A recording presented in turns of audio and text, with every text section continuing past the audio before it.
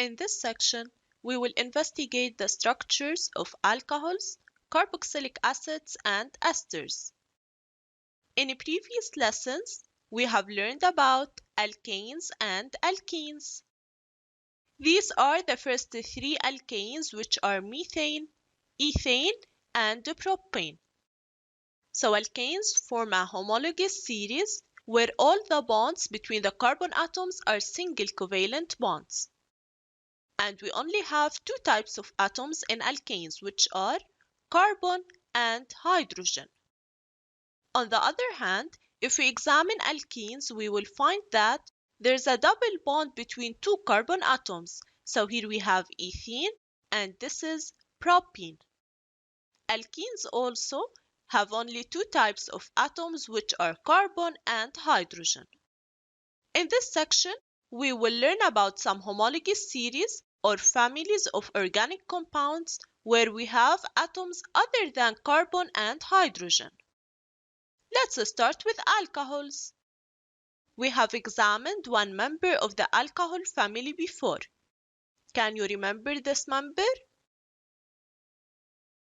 Excellent. It's ethanol, which is made by reacting ethene with steam. So this is an alcohol which is called ethanol. It contains two carbon atoms. Let's examine the alkane containing two carbon atoms as well, which is ethane. This is ethane, where only we have carbon and hydrogen atoms. Imagine that you removed one of these hydrogen atoms, let's say this hydrogen atom, and you replace it with an OH group. So we have OH group. This will produce an alcohol because the functional group of alcohol is the hydroxyl group, the OH group. So to think about alcohols, all you have to do is to put the alkane with the same number of carbon atoms, remove one of the hydrogen atoms bonded to any of the carbon atoms, and replace it with an OH group. Let's now examine the first four members of the homologous series of alcohols. The first alcohol is methanol, which is made up of only one carbon atom. So this is the carbon atom, and notice the OH group over here. The second alcohol contains two carbon atoms, and it's ethanol. Again, it contains the functional group of alcohols, which is the OH group. This is propanol, the third alcohol with the three carbon atoms. And this is butanol. Butanol contains four carbon atoms. How to name alcohols? It's very simple. All you have to do is to write the name of the alkane containing the same number of carbon atoms in this alcohol. So in this case, we have one carbon atom, two carbon atoms, three carbon atoms, and four carbon atoms.